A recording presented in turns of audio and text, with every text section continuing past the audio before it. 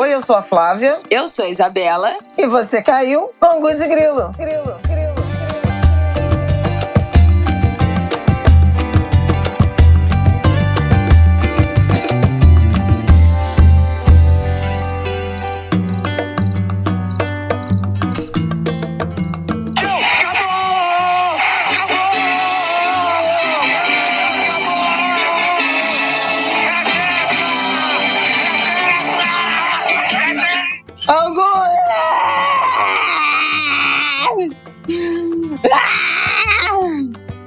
Angulers, fui surpreendida com essa vinheta. Eu não contei, porque ela não ia deixar eu botar. Ela ia me cercear o meu direito no meu próprio podcast.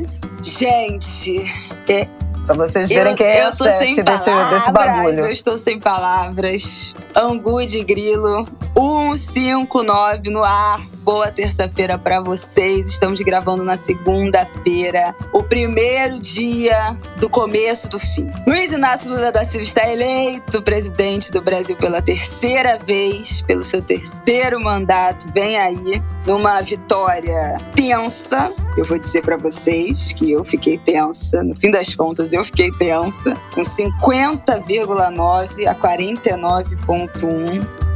Neste domingo, dia 30 de outubro, acabou. Bolsonaro, você não é presidente mais.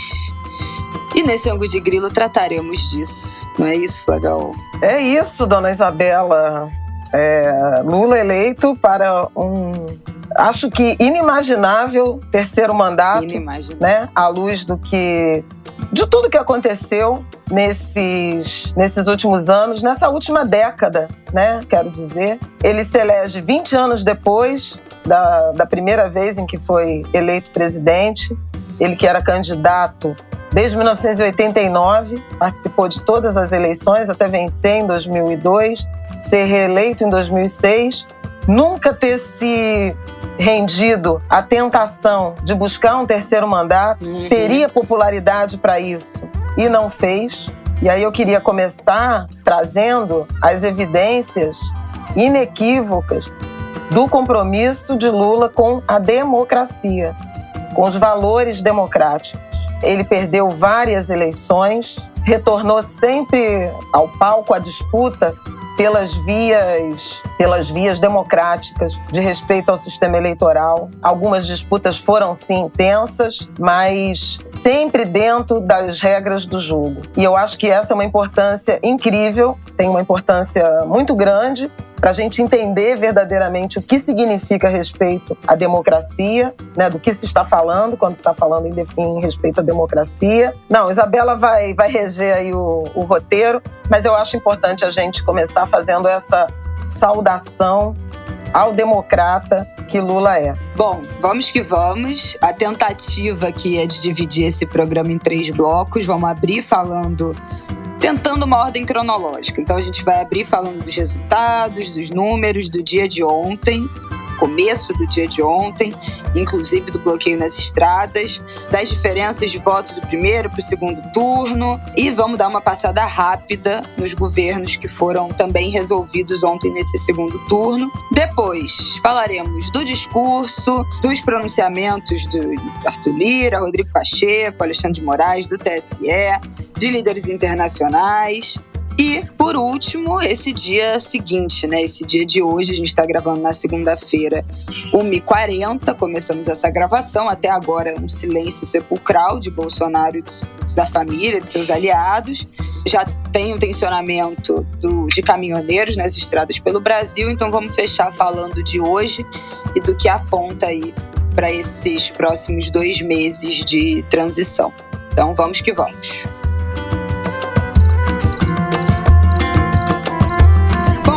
Eu acho que a gente pode começar com os números, né? Isso. Do primeiro para o segundo turno, Lula cresceu 3.086.000 votos. Fomos de 57.200.000 e pouco para 60.300.000 e pouco. Bolsonaro cresceu 7 milhões de votos. De 51 milhões e pouco para 58 milhões e pouco. Acho que o grande medo de todo mundo nesse segundo turno, né, que foi o grande foco das falas nesse segundo turno, e a gente falou aqui também, era da abstenção, que caiu. Um fato curioso, né? A abstenção do segundo turno é ser menor do que a do primeiro, não é algo comum, mas caiu. 570 mil pessoas votaram a mais do que no primeiro turno. A abstenção caiu de 32 milhões e 700 para 32 milhões e 200. Brancos e nulos subiram um pouco, mas também um crescimento discreto e acho que esperado. Quase 250 mil pessoas anularam ou votaram em branco a mais do que em relação ao primeiro turno. O que eu quero começar, eu acho que falando... Bom, não, antes da gente começar, queria só trazer mais uma informação, que é: o único estado em que Bolsonaro ganhou em 100% dos municípios foi Rondônia. Em Roraima, Lula ganhou em um município, mas majoritariamente também os municípios ganhos por Bolsonaro. Lula ganhou 100% em todos os municípios do Piauí, Ceará, Paraíba e Sergipe. Rio Grande do Norte, Bolsonaro ganhou em um único município, e Pernambuco também, então Pernambuco e Rio Grande do Norte. Foi 99,9%, só um município que Bolsonaro ganhou. E na Bahia, Bolsonaro ganhou em 2 municípios. Então, o Nordeste, eu acho que a gente pode dizer com 100% de certeza que carregou o resultado dessa eleição nas costas. A virada veio antes do... Não sei nem se esperado, né? Mas do que estava sendo previsto, de que seria com 80 e tantos % das urnas apuradas, só quando chegasse a maioria dos votos do Nordeste, mas foi bem antes disso. Acho que todo mundo esperava que fosse começar com o Bolsonaro na frente, mas ao contrário do primeiro turno, começou na frente, mas só caindo, né?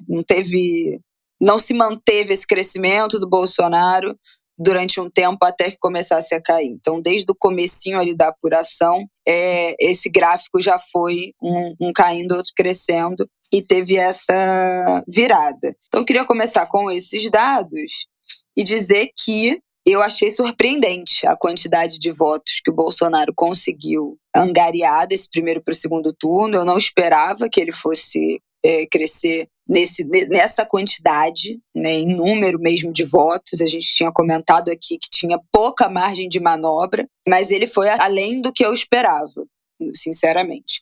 Mas Lula também cresceu. A gente falou aqui, né, que para o Bolsonaro chegar no Lula, ele teria que correr atrás de 6 milhões de votos. Se o Lula não crescesse, nada. Mas Lula também cresceu, 3 milhões de votos, e ganha a eleição como presidente mais votado, né, da história desde a redemocratização. Com seus 60 mil votos, ele quebra o próprio recorde em 2006 e é o presidente mais votado da história, mesmo com esse placar aí no final, né, tão apertado, de menos de 1 ponto.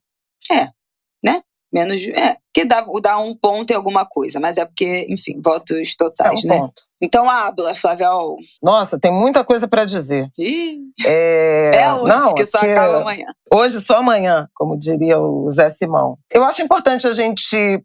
Primeiro, vou reivindicar aqui minhas previsões em relação à constatação de que essa eleição teve 2 segundos turnos, né? A variação foi pequena, o líder que estava na frente chegou na frente, em que pese o oponente conquistado mais territórios, mais votos, né? O Lula ficou muito perto da vitória no primeiro turno, ele ficou a 1.800.000 votos e ganhou mais 3 milhões.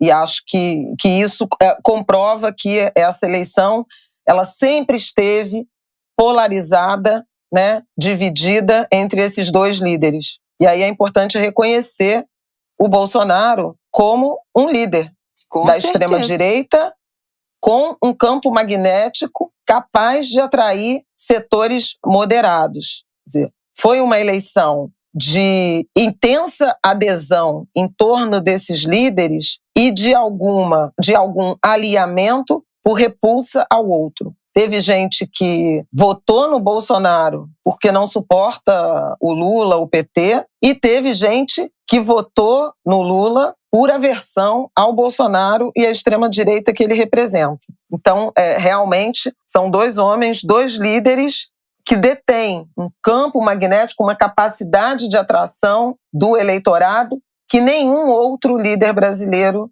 foi capaz de produzir, né? Tanto assim que foi a eleição mais disputada, né? O resultado mais apertado da história aí da nossa redemocratização. As pesquisas que acertaram foram a MDA, de sábado de manhã, e a Quest. Então eu recomendo muito que vocês sigam, né, o Felipe Nunes, da Quest. Ele continua produzindo dados e informações e teve uma capacidade muito grande de compreender os movimentos dessa eleição, mais do que institutos mais antigos e mais consolidados. A amostra da Quest me parece que nunca passou de 2.000 e poucos eleitores. No sábado, a pesquisa de véspera do Datafolha, que apontou 52,48, ok, dentro da margem de erro. O IPEC mas ouviu 8.000, quase 9.000 pessoas, né? Ouviu mais de 8.000 pessoas e ainda assim não teve a precisão que essas duas outras pesquisas indicaram. Então tem algo aí importante na forma como esses institutos mapearam, compreenderam o Brasil. Fecha esse parêntese. O resultado em si, assim como nas eleições americanas, né, de 2020, que elegeu Joe Biden, houve uma votação recorde para os dois candidatos. Trump, em 2020, teve 74 milhões de votos, teria sido o recorde de um candidato a presidente nos Estados Unidos, e Joe Biden, que ganhou, lá é colégio eleitoral, não é voto direto, mas ainda assim ele teve 81 milhões de votos. Então, também houve um recorde de comparecimento, da presença do eleitorado em razão de projetos de país que estavam apresentados. E aqui no Brasil, igualmente. Eram dois projetos de país, e eu diria antagônicos. Digo antagônicos. E os dois candidatos tiveram votações recordes. O Bolsonaro teve 57.797.000 votos em 2018. Ontem ele passou de 58 milhões, não é isso? Isso, 58.200.000. Ele bateu o próprio recorde. E Lula, que teve 58 milhões lá em 2006, bateu o próprio recorde, passou de 60 milhões de votos, é um caminhão, e ele teve, ironicamente, 13 milhões de votos a mais que Fernando Haddad em 2018. Tinha que ser 13, né? O número. Ela afiou, total. Então, é muito impressionante o que esses dois candidatos foram capazes de fazer para o Brasil, a ponto de, historicamente, a abstenção ser maior no segundo turno que no primeiro, embora viesse em tendência de aproximação, né, de queda dessa diferença nos últimos anos, de 2010 para cá, ela cruzou a linha de um segundo turno com abstenção menor que no primeiro turno, nesta eleição, neste segundo turno de 2022. E isso significa um enorme engajamento do eleitorado, enorme convicção na defesa de suas posições. É um país fraturado, em alguma medida, por conta dessas visões de mundo e dessa capacidade de imantação, de atração para cada um dos projetos. O desafio é realmente pacificar, reunificar, encontrar um ponto comum.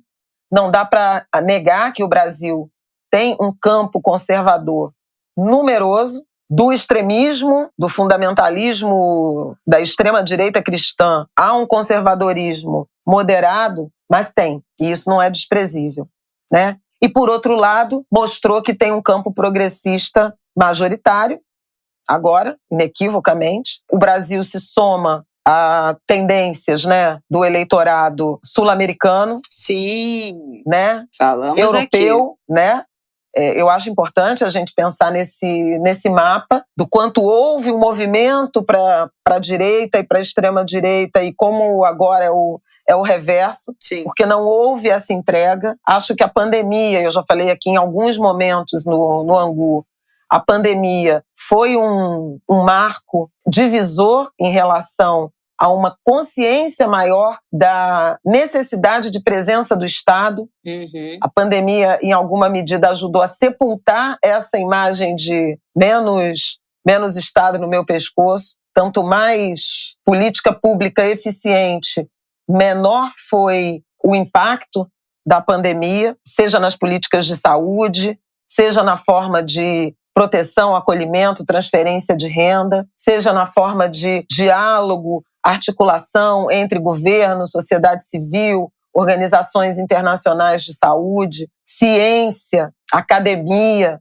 Eu acho que tudo isso sai vitorioso, né, desse processo. A agenda ambiental como prioridade.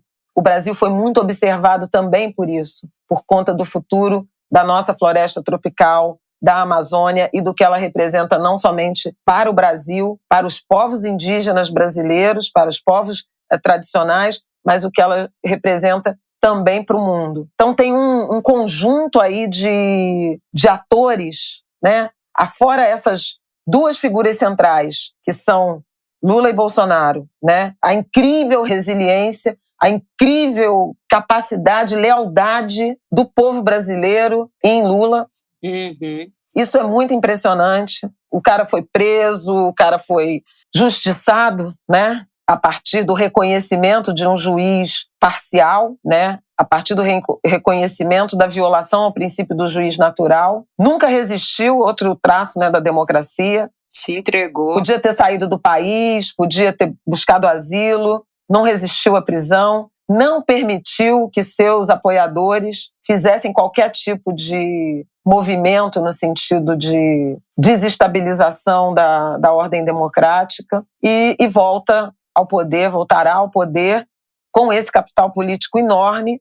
E vocês que são angulers sabem o tanto de vezes que eu disse: não discuto mais com o meu povo, né? Quando chegou um momento em que Lula tinha 38, 39, 40, 41% das intenções espontâneas de voto, eu disse aqui nesse Angu, vocês podem procurar. Não dá para brigar com o povo brasileiro, é Lula, não tem terceira via, não tem outro caminho. O povo na rua perguntado, vai votar em quem se as eleições fossem outro? Lula. 4 em cada 10 brasileiros, e depois isso aumentou para 42% dos brasileiros, 43%, enfim. Uma lealdade inabalável, sobretudo dos identitários. Sim. Medidos nas pesquisas, as mulheres nunca arredaram pé, os negros nunca arredaram pé, os pardos nunca arredaram pé, os pobres nunca arredaram pé, o Nordeste nunca arredou pé, né? E eu posso dizer aqui, os religiosos de matriz africana, os indígenas, os LGBTQIA+, nunca arredaram pé. Então foi uma vitória também maiúscula de uma união das minorias ou das maiorias minorizadas. Sim. Esculachadas nesses anos todos, muito esculachadas. Cada um de nós sabe o que passamos de ataque, de risco, de luto, de empobrecimento, de fome.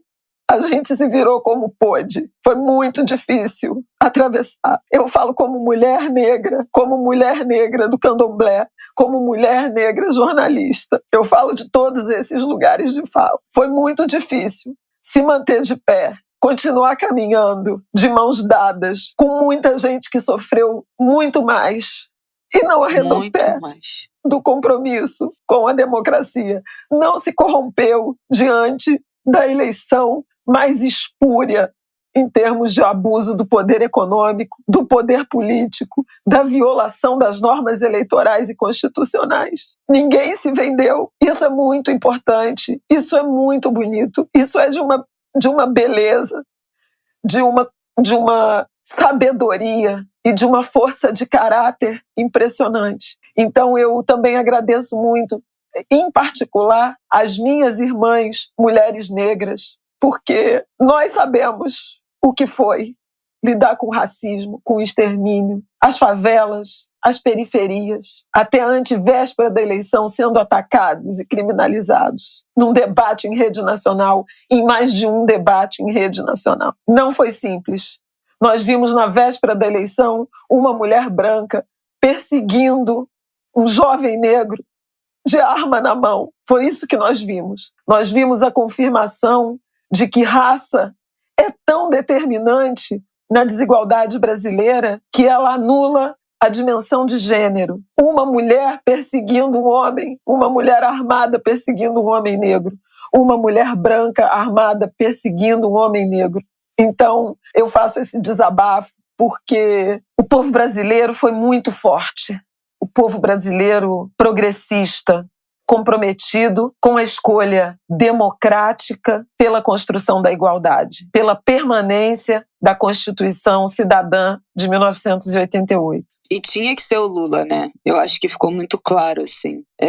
Nesses últimos dias, nenhuma outra figura política seria capaz de parar essa onda, eu acho que mais do que só bolsonarista, conservadora, né? Porque por mais que a gente tenha tido 2 segundos turnos, o Bolsonaro conseguiu atrair mais 7 milhões de votos, que não são de bolsonaristas. Quem é bolsonarista votou nele de cara. Mas mais 7 mil conservadores de alguma espécie que tentaram de qualquer jeito, né? E aí de qualquer jeito mesmo, porque eu acho que a gente tem muito a comemorar também, porque eu sinto que algumas pessoas, né, a nossa impressão inicial é ficar com um certo amargo na boca de pensar que, meu Deus, 58 milhões de pessoas, meu Deus, só 2 milhões de diferença de voto, foi muito apertado mesmo, eu não achei que seria tão apertado. Vocês sabem que eu estava muito certa, eu nunca duvidei que o Lula ia ganhar, mas eu achei que fosse ser com mais diferença. Mas foi uma vitória, gente, avassaladora, porque o Bolsonaro é o primeiro presidente que não é reeleito desde da emenda que permitiu a reeleição, da redemocratização. Foram 20 bilhões destinados para o orçamento secreto para eleger esse homem. A gente falou nas últimas semanas a quantidade de doação de pessoa física que ele recebeu depois do primeiro turno. Quem veio 41 bilhões na PEC Kamikaze. Isso, do fim do mundo, exatamente. PEC eleitoral, 41 bilhões. 4 bilhões de reais a Caixa emprestou no segundo turno no consignado do Auxílio Brasil. Antecipação de pagamento do Auxílio Brasil, do Auxílio Caminhoneiro, do Auxílio Taxista. Foram 5 bilhões e 400 milhões. O valor da gasolina. A gente falou disso aqui também. A tentativa, né, de mudar a narrativa com aquele ato claramente orquestrado com Roberto Jefferson, que desandou. A tentativa de criar um factoide com a história das rádios. O assédio religioso. Religioso, junto aos evangélicos, junto aos empresas. Católicos, assédio eleitoral das empresas, e não por acaso a maioria delas em Minas Gerais. Sim. Foram quase 2 mil denúncias de assédio até a sexta-feira antevéspera da eleição, 512 em Minas Gerais. Então foi uma estrutura muito pesada. Ataques ao sistema eleitoral. A maior de todos os tempos, não tem nem comparação. Assim, a gente já teve adversários um pouco desleais, né? Corridas eleitorais difíceis, né? A reeleição da Dilma foi muito difícil, mas nem se compara ao que aconteceu, ao que a gente viu acontecendo, especialmente nessa última semana, com essa tentativa da história das rádios, que ainda veio junto com o burburinho de pedir adiamento das eleições, né? Os apoiadores querendo pedir adiamento das eleições. E, por fim, o tiro de misericórdia, que foi essa história do bloqueio das estradas. Foi inacreditável o que a gente viu ontem. As pessoas literalmente sendo paradas. E é isso.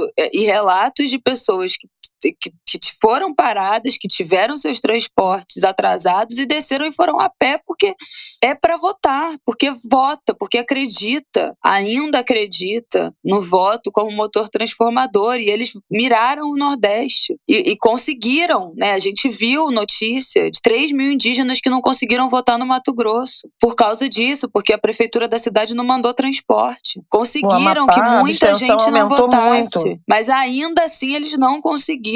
Ainda assim, eles fizeram todas as cartas que tinham para ser postas na mesa. De dinheiro, de ameaça, de chantagem, de compra de voto, de atentado, de tudo. De aparelhamento de todas as polícias, de tudo. Até aqui no Rio de Janeiro a gente viu blitz, um monte de blitz do nada acontecendo, engarrafamento de 200 quilômetros na cidade. Então, assim, eles tentaram tudo e eles ainda perderam um presidente que não foi reeleito. Então não foi só 2 milhões de votos. né? É algo muito maior. É um trator, foi um trator. Essa eleição foi um trator que passou por cima. E eu tenho as minhas dúvidas, eu ia até falar isso no final, mas acho que já vale falar agora, de quem vai herdar esses 52 milhões de bolsonaristas e conservadores, porque não há nenhuma outra liderança 58. 58 milhões. Para substituir Jair Bolsonaro, que a partir do dia 2 de janeiro estará sem cargo algum, e tudo indica que eventualmente preso, com seus sigilos derrubados, com as investigações em curso, sem foro privilegiado depois de 30 anos. Então, assim, quem é que vai herdar? Não há ninguém na família dele capaz de segurar, de representar esses 58 milhões de pessoas. Nenhum dos filhos é o herdeiro dessa figura, dessa liderança. Não há nenhuma liderança capaz de guiar de forma unificada esses eleitores, esses conservadores, esses radicais, essa extrema-direita, como ele liderou nos últimos, não vou nem dizer 4 anos, né, só, mas talvez nos últimos 6 anos, como veio, né, nos últimos 8 anos, como veio esse crescimento, que quem é do Rio de Janeiro sabe, já conhece essa figura já há bastante tempo. Então eu acho que já deixa essa lacuna. E acho que o mesmo para a esquerda, né? Não há também, a gente viu isso na eleição de 2018, o Haddad não é essa figura, nem a nível nacional, nem a nível estadual. Perdeu de 55 a 44 para o Tarcísio em São Paulo. Também, assim, uma derrota, não deu nem para, eu não vou nem dizer que foi tão sentida ontem, porque a gente teve uma vitória maiúscula e até viralizou um tweet, né? Má notícia. Tarcísio ganhou em São Paulo, boa notícia, Haddad vai compor alguma coisa no governo Lula. Então ficou esse sentimento dúbio, mas também o Haddad ainda não é essa figura que vai levar essa galera, que vai arrastar essa galera. O Lula já disse que não vai se reeleger. Bom, falemos disso no outro bloco. Mas foi uma derrota, foi um trator que passou por cima do Bolsonaro. Trator tão grande que até agora ele não falou nada. A gente vai, enfim, observar nas próximas semanas, né, obviamente, composição de governo, de ministério. Isso dará algumas pistas de projeção, né, futura e de lideranças. Por exemplo, imaginar que a Simone Tebet vai ser uma ministra, que o Haddad, que é muito provável, o Alexandre Padilha, o Rui Costa, né, o papel de senadores, né, como Flávio Dino, Camilo Santana, do Ceará, tem algumas lideranças, né, do Nordeste, de esquerda, que são relevantes. O próprio papel do Eduardo Paes, prefeito do Rio, que se engajou muito intensamente, acho que no interesse de, por hora, se reeleger e manter sua posição aqui na capital, mas pode ter uma construção aí, né? É um político jovem também e se engajou nesse campo. Foi dos que se aproximaram, né? Como um centro, botar ali um centro, um pouquinho à direita, mas que se imantou no campo progressista, democrático, que se formou em torno de Lula. A gente pode pensar no lado da direita, né? Em Tarcísio, governador de São Paulo, maior colégio eleitoral, o estado mais rico, enfim. Foi a grande vitória, né, do Bolsonaro, eu acho que foi o Tarcísio. Exatamente. E o Romeu Zema, que entregou, efetivamente, uma aproximação impressionante em Minas Gerais. Não, havia dúvida em relação a isso. Foi sinistro, Minas foi sinistro. O Zema com as igrejas, enfim. No campo também não citei o Boulos, né? Os dedos cruzados. Guilherme Boulos é um nome. Há alguns nomes, né? Se a gente pensar no Nordeste, Raquel Lira, agora, primeira mulher governadora de Pernambuco. É um quadro, ela é tucana, PSDB, não é uma... né? Aquele meme, tucano é uma mulher muito preparada. Isolda Sela, que é a governadora do Ceará, que foi... E tu já falou de Simone Tebet? Já falei de Simone Tebet. Eu tava lendo um negócio. Isolda Sela, que é a governadora do Ceará, que foi escanteada pelo Ciro, ela está aparecendo também como ministeriável. Então, assim, nas próximas semanas... votar no Boulos em 2026. Realidade, voto útil na Simone Tebet.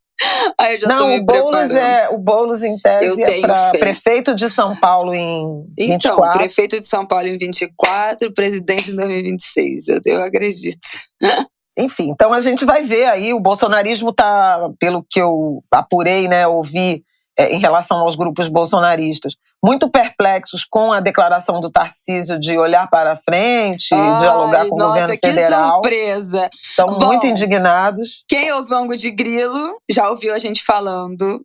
Tem um mês que essa gente não tem. Quando você entra no governo, não tem lado certo, né? O galera é onde vai o vento. Então, assim, pode aguardar que daqui até durante esse governo de transição, daqui até a posse, depois da posse, vocês vão ver muita gente virando de lado e vão ficar, oh, meu Deus, o que aconteceu? E assim, eu acho que até parte é gente sem convicção mesmo, é oportunismo, mas eu acho que outra parte gente, o cara é governador do estado, né, teoricamente mais importante economicamente, do maior colégio eleitoral do Brasil. Ele vai romper com o presidente? Vai falar o quê? Entendeu? Vai falar, não, com o Lula eu não dialogo. Isso não existe. Isso é uma máxima criada pelo bolsonarismo que nunca existiu. Isso não tem cabimento, esse tipo de tratamento de rompimento entre adversários políticos, né? Pelo amor de Deus, a gente está vendo.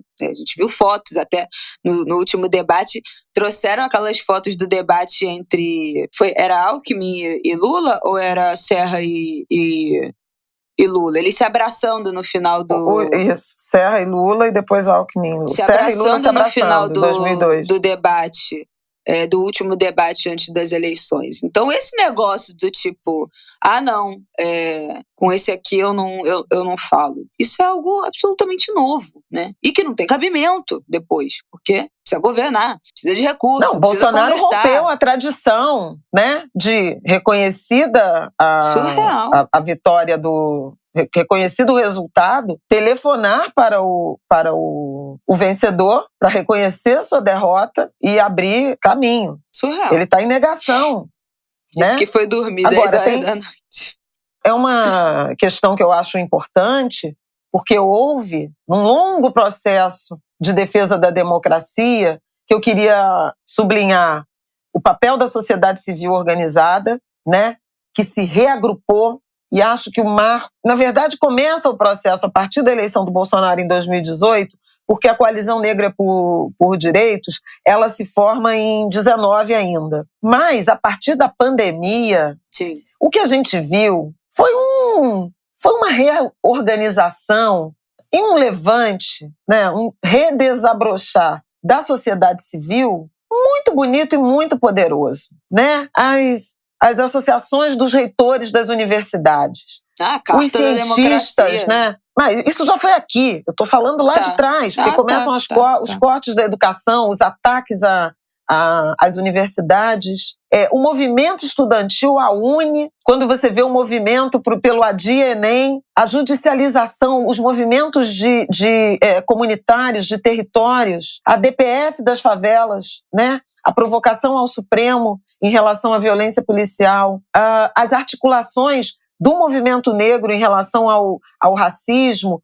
e as denúncias internacionais, as provocações e a atuação, a articulação dos povos indígenas contra o genocídio, denunciando a questão da Amazônia no Tribunal Penal Internacional, nas cortes internacionais. Chay Suruí como uma protagonista da COP26, discursando sobre o futuro do planeta. As organizações comunitárias, as campanhas que reuniram organizações da sociedade civil com organizações empresariais, primeiro no enfrentamento à fome, ao agravamento, né, da crise da fome. Tem gente com fome, mães de favela, ação da cidadania, produção de máscaras, escolas de samba produzindo enredos, histórias e botando as suas costureiras para produzir máscara. Teve muita coisa muito bonita, né? Até chegarmos ao levante final, que foi a carta, ou foram as cartas, né, em defesa da democracia, a partir daquela reunião de Bolsonaro com embaixadores, tentando comprometer a segurança, a credibilidade do sistema eleitoral. O papel do judiciário, de um Supremo Tribunal Federal e de um Tribunal Superior Eleitoral, incansáveis. No fim, Alexandre de Moraes, como o o bastião, né? O pilar. Isabela gosta de dizer o último pilar da democracia. Segurando a democracia aqui na unha. Mas antes dele, Luiz Roberto Barroso e Edson Fachin, como os presidentes do Tribunal Superior Eleitoral, que atravessaram toda essa transição até o período eleitoral desde 2021. Então, foram muitos As levantes. Instituições funcionaram. Não, as instituições se levantaram para funcionar com o Procurador-Geral da República absolutamente omisso em seu papel, com um Congresso algo hesitante, em particular o presidente da Câmara, que mostrou muito alinhamento a Bolsonaro e ao bolsonarismo, Arthur Lira, um presidente do Senado mais convicto também dos valores democráticos, Lira, Rodrigo Pacheco. Rodrigo Maia ainda era, né? No governo Bolsonaro. Rodrigo Maia segurou muita coisa. Não avançou com o impeachment, mas lavou as classe política ali, também calma a gente, agora tá fazendo o L, fez o L. Não, gente. Que isso, gente? Meu Deus do céu. Carol Pires, vamos outro Democracia em Vertigem pra gente reviver aqui, traçar de novo essa história, que o negócio realmente é plot atrás de plot. Socorro. Não, eu quero fazer... Posso falar um bagulho antes da gente... Um bagulhete? Antes da gente passar pro próximo bloco, que a gente vai falar do discurso e tal, já, né, do momento em que a vitória foi declarada, eu quero, dentro dessas peças fundamentais, eu acho, desse... Nordeste e Sudeste a gente vai falar quando? Você ainda quer falar o quê? Desses... Não, agora, pode ser agora. Mas deixa eu só falar o que eu ia falar. A gente não falou aqui, porque a gente foi esquecendo ao longo desse mês de outubro, dos Janones. E eu preciso fazer uma menção honrosa aos Janones, que não foi citado ontem no discurso do Lula. Ao contrário, ainda vamos analisar, mas o Lula, primeiro agradecimento que ele faz é a Simone Tebet. Janones não foi citado, acho que o Lula, dizem que o Lula não tem nem celular, né? Então ele não tem, eu acho que talvez ele não tenha a dimensão da importância que o Janones teve nesse segundo turno especialmente. Acho que vale um parêntese daquela história do Nicolas Ferreira, né, o deputado mais votado de Minas Gerais, dele ser gay. Teve um excesso ali que descambou para a homofobia, que eu acho que a gente tem que pontuar, né? Que a primeira, inclusive o Renan Suquevicius falou isso no Twitter na época, que a primeira linha que os nossos ditos aliados cruzam é a linha da LGBTfobia. Então aquilo ali foi completamente fora do tom. E depois disso, mas enfim, para além disso, especialmente nessas últimas 2 semanas, ele teve um papel central de atuação nas redes sociais e de colocar finalmente a máquina de fake news do bolsonarismo na defensiva, sem ser protagonista das narrativas, pautando os grupos do Telegram, né, dos bolsonaristas, pautando as respostas da família Bolsonaro e as reações nas redes sociais, descentralizando, tirando o foco do campo progressista, do campo democrático, de ficar sempre na defensiva respondendo só ao que eles falavam. Então, assim, eu acho que o Janones teve um papel central, não sei se de trazer votos, mas definitivamente de conter, de distrair essa máquina de fake news das redes sociais. Então, ele foi importantíssimo. Ele obrigou a máquina a produzir muitas respostas, ele tensionou muito, né? E colocou em vários momentos a máquina na defensiva. E no sábado, na véspera da eleição, Janones teve um papel importante, porque o debate não trouxe assim, nenhuma grande surpresa, quer dizer, foi um Bolsonaro muito agressivo, né? Mas o sábado amanheceu com aquela história do MEI, que era uma não história. Surreal, gente. E que eles resolveram mobilizar, né, com as redes bolsonaristas, ataques ao Lula, dizendo que ia ter taxação. Não tinha proposta nenhuma sobre MEI, nem numa nem noutra campanha. Quem criou o MEI foi o Lula, né? Foi em 2008, 2009, no segundo mandato de Lula. E o Janones chamou uma live no Instagram e falou, é assim que eles operam, não pode deixar... Papapá. Ele deu uma aula ali, workshop.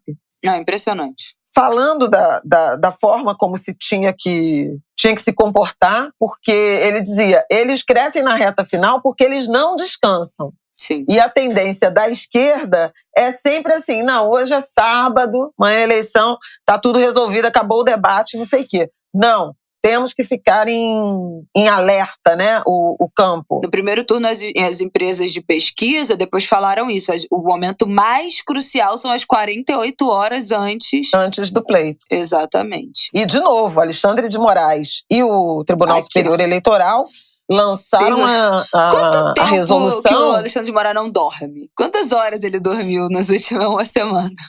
Acho que não dormiu.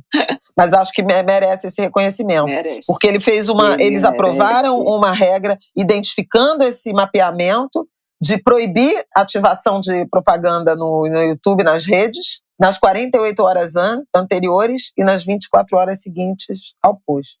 Então, ficou tudo no WhatsApp, mas aquele bombardeio de YouTube que a gente viu nos dias antes da eleição, que era um negócio assim, qualquer coisa que você entrava, eu estava acompanhando as finais de escola de samba. Mundo Bita, anúncio em programação infantil. Era uma coisa louca, e alguns direcionados. Para você do Rio de Janeiro, eu quero falar não sei o que lá. Loucura.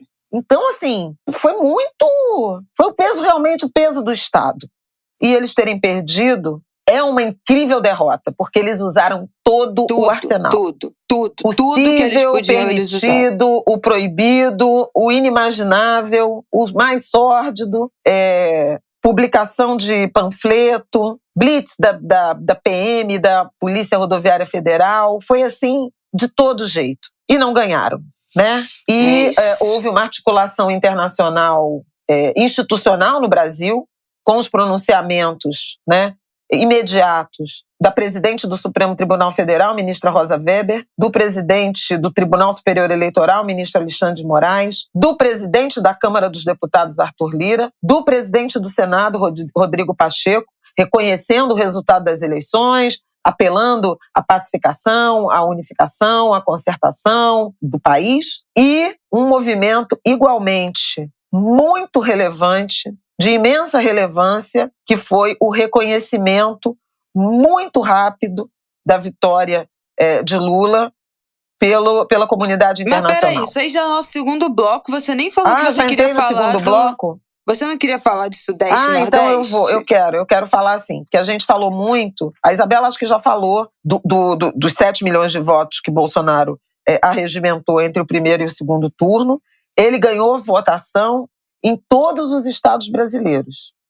E ele aumentou sua participação no Nordeste em relação a 2018. Então, ele teve em alguns estados importantes algo próximo de 30% e em alguns outros, tipo Sergipe, até acho que mais de 40%. Não estou aqui com o mapa completo, mas o Bolsonaro aumentou a sua votação no Nordeste. Uhum. E isso é importante ser dito, ser lembrado, ser reconhecido. Agora, é preciso também reconhecer o que ele perdeu em participação nos 3 estados do Sudeste. E não é trivial. Ontem eu comentava com alguns colegas que sem nenhum, pelo amor de Deus, hein, gente? Vamos aqui entender o que eu estou dizendo. É mais fácil ser 70% na Bahia do que 30% em Santa Catarina. Então vamos entender que houve resistência em alguns lugares. Corações do bolsonarismo, artérias do bolsonarismo. Em Santa Catarina, por exemplo, Lula teve 30,7% dos votos. Bolsonaro teve 69% dos votos. Não é fácil você votar no Lula, né? Em Santa Catarina. É tão difícil votar no Lula em Santa Catarina quanto votar em Bolsonaro na Bahia. Eu acho que é importante a gente também dimensionar e reconhecer que essa vitória do Lula, ela foi, obviamente, assegurada pelo tamanho da votação que Lula teve no Nordeste, mas ela teve participação decisiva em todos os estados brasileiros e em muitos estados que são o coração do bolsonarismo. Então, eu queria chamar a atenção para o Sudeste, em particular, porque de 2018 para cá, o Bolsonaro, embora ainda seja majoritário em São Paulo e no Rio de Janeiro, ele perdeu participação. No ano de 2018, Bolsonaro teve 68% dos votos em São Paulo. Vou repetir. Em 2018, Bolsonaro teve 68% dos votos em São Paulo. Estado. No estado de São Paulo. Esse ano ele teve 55%. Sim. Então ele perdeu 13 pontos percentuais de participação. O PT, com Haddad, em 2018, teve 32% dos votos em São Paulo. Ontem, São Paulo deu 45% dos votos a Lula. É um desempenho inédito, é um desempenho impressionante. E Lula ganhou na capital, com 53% dos votos. Uhum. E é importante pensar que essa mancha se deu na periferia, nas regiões metropolitanas, né?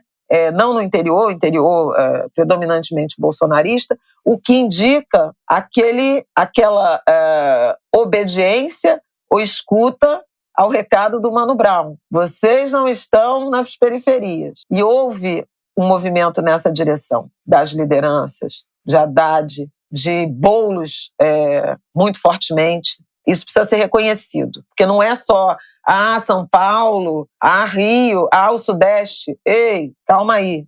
Vou falar do Rio de Janeiro. O Rio de Janeiro, em 2018, deu 67% dos votos a Jair Bolsonaro. E nesse ano deu 56%. Saiu de 33% aproximadamente para 44% dos votos entre 2018 e 2022 para a candidatura progressista, lá Haddad, ontem Lula. Não é trivial, em 4 anos, o Rio de Janeiro aumentar em 12 pontos percentuais a adesão a uma candidatura de esquerda. Quem é do Rio de Janeiro sabe. Quem é do Rio de Janeiro compreende o tamanho desse esforço. Quem é da capital, quem é da região metropolitana. Em Minas Gerais, Bolsonaro teve 58% dos votos em 2018.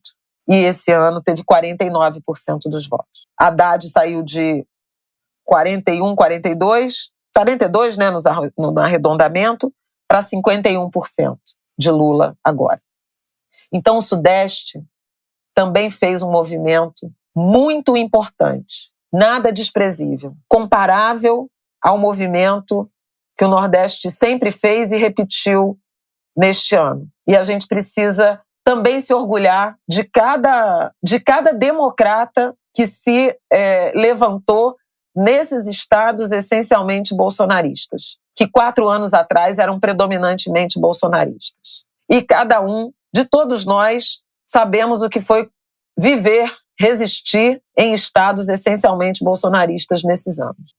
Deixa eu fazer uma observação aqui. Você falou que em São Paulo o Lula ganhou, né? Na cidade de São Paulo, no primeiro e no segundo turno. Isso foi uma coisa que foi muito espalhada nesse ano. E no ano passado, em 2018, no segundo turno, Bolsonaro ganhou na cidade de São Paulo com 60% dos votos. E Haddad teve 39% na cidade de São Paulo. Ele que tinha sido prefeito da cidade teve 39%.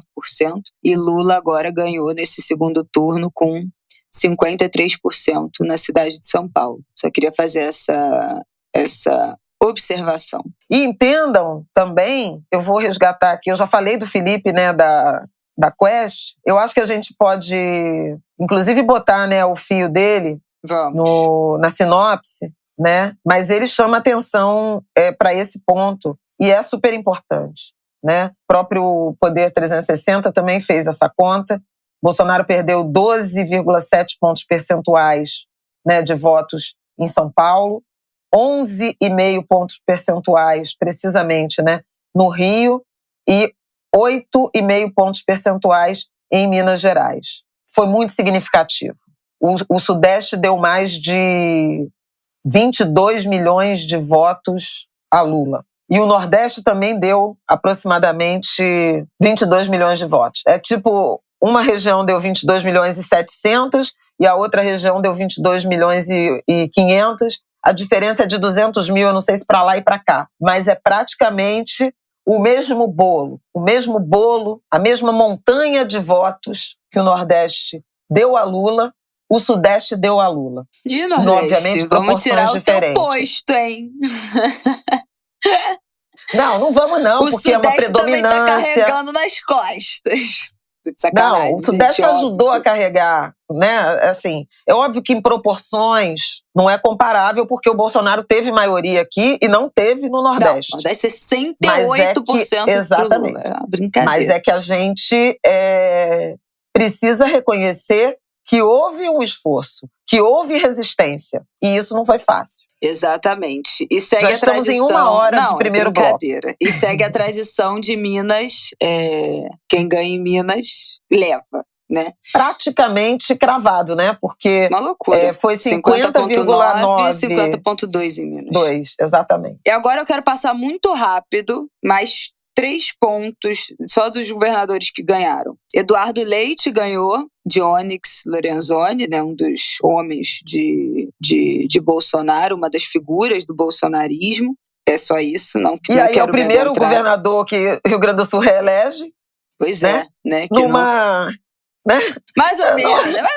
Porque ele renunciou, não sei o quê. Não era outro mandato para o mesmo cara. Exatamente. Mas enfim, a gente já falou Eduardo de Tarcísio em São Paulo. A Bahia, gente, quem acompanha o Ângulo de Grilo viu a gente comentar a queda de ACM Neto, vertiginosa, já nos entornos do primeiro turno.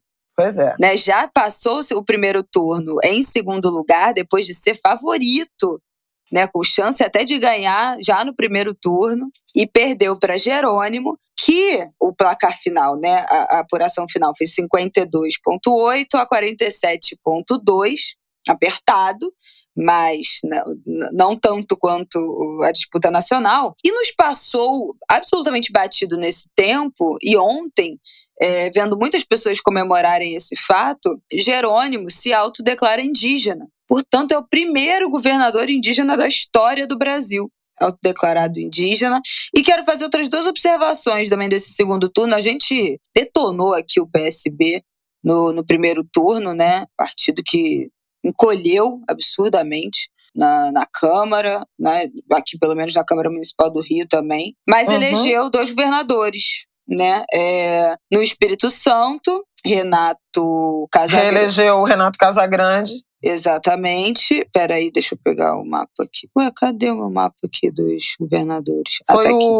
Foi o da Paraíba. Da Paraíba. Pois é, mas eu não anotei o nome dele.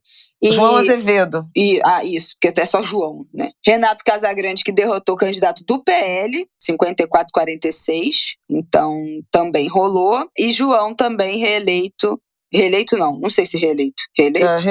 Reeleito na Paraíba, derrotando, eu quero falar quem aqui? O Cunha Lima, que é um bom quadro, PSDB. A gente já tá num ponto que é um bom quadro, PSDB. Senhor, o bolsonarismo nos leva, né, gente? Olha onde a gente chegou. Não, gente, mas não é. É um centro-direita. Ela cai em todas as minhas pilhas. Não tem problema ser de centro-direita. Meu Deus! Não tem problema ser uma direita esclarecida, né? O problema é a extrema-direita, supremacista, homofóbica. Vambora, próximo bloco.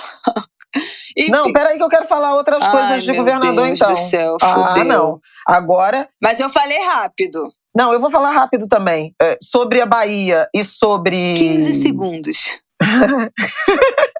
Sobre a Bahia e sobre Rio Grande do Sul, vitória dos identitários. Porque as campanhas tiveram a afroconveniência de ACM Neto e a homofobia de Onyx Lorenzoni, né? E foram pontos importantes. No Mato Grosso do Sul, perdeu o Capitão Contar. Ganhou o Riedel, que era o candidato da Tereza Cristina. Lembra daquela treta do primeiro debate? Quem tiver interesse... É porque é uma disputa que eu fiquei acompanhando, que eu fiquei fascinada com aquilo. Né?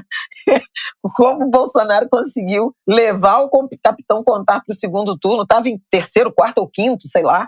Eram muitos candidatos no Mato Grosso do Sul, mas o Riedel, PSDB, conseguiu chegar. Era numa aliança também com Bolsonaro. Era PL, PSDB e PP, né?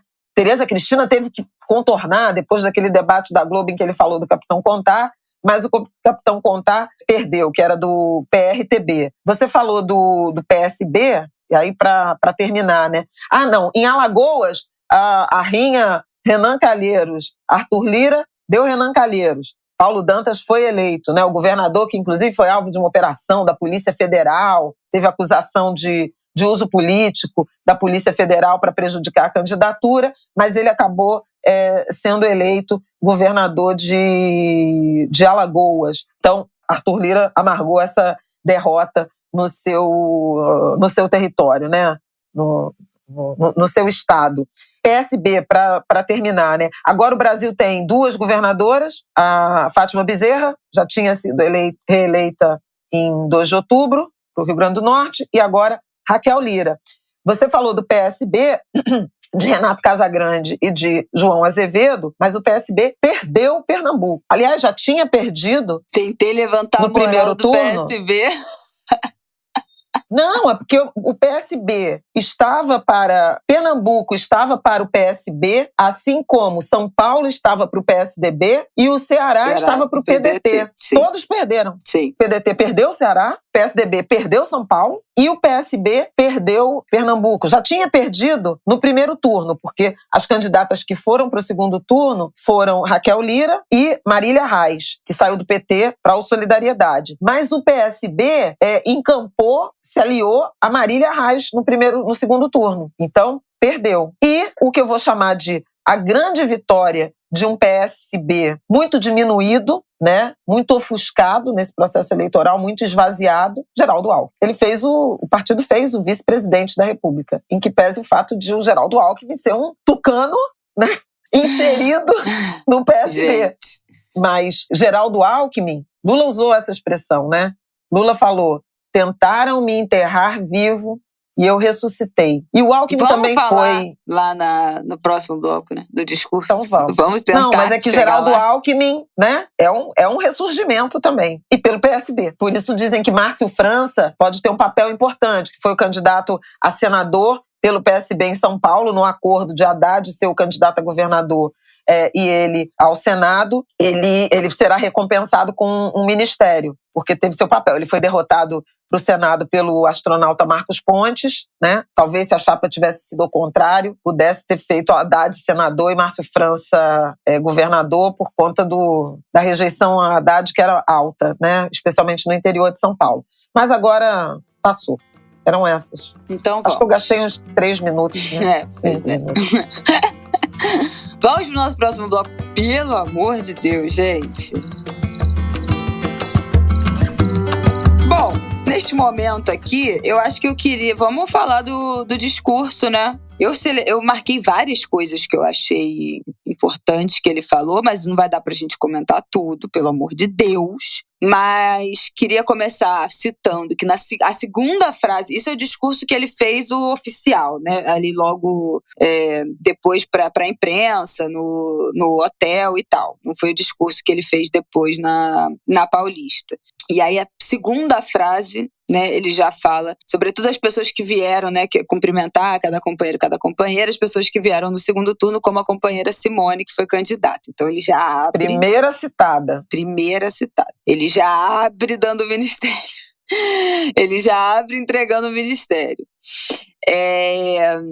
Ele citou também Elisiane Gama. Citou logo depois, né? Querida senadora do pelo Maranhão, evangélica. Aliás, levou ao debate e depois a Marina chegou atrasada. Quando ela chegou, ele a citou também. Que mais? E eles se abraçaram, né? Depois ele fala, nós não enfrentamos... Vou ressaltando alguns pontos que eu marquei e a gente vai comentando, mas alguns já são redundância do que a gente já disse. Não enfrentamos um candidato, enfrentamos a máquina do Estado brasileiro colocada a serviço de um candidato para tentar evitar que nós ganhássemos a eleição. Então foi isso que já comentamos, né? Mesmo assim perdeu. Esse trecho que ele fala, tentaram me enterrar vivo, estou aqui para governar esse país numa situação muito difícil. É uma eleição que colocou frente a frente dois projetos opostos de país e que hoje tem um único e grande vencedor, o povo brasileiro. Muito importante isso aqui que ele falou, do que enfim, já sendo mais propositivo, né, do que vai voltar a acontecer, do que vai acontecer. Ele fala da economia, fala combate à violência e fala enfrentar sem tréguas o racismo, o preconceito, a discriminação para que brancos, negros e indígenas tenham os mesmos direitos e oportunidades. Então, de novo, né, um presidente que fala, meu Deus, em raça, nossa, parece, como disse até o William Bonner disse ontem, nossa, parece que a gente está voltando para um estado de normalidade. E aí ele fala que a partir de 1º de janeiro de 2023 vou governar para 215 milhões de brasileiros e não apenas para aqueles que votaram em mim. Não existem dois Brasis. É hora de baixar as armas, que jamais deveriam ter sido empunhadas. Armas matam e nós escolhemos a vida. Essa frase é excepcional. Trazer de volta a alegria de sermos brasileiros e o orgulho que sempre tivemos do verde e amarelo e da bandeira do nosso país. Esse verde e amarelo e essa bandeira não pertencem a ninguém a não ser ao povo brasileiro. Nosso compromisso. E aí ele fala do seu compromisso, da prioridade, né, número 1 do governo, que é acabar outra vez com a fome. Temos o dever de garantir que todo brasileiro possa tomar café da manhã, almoçar e jantar todos os dias.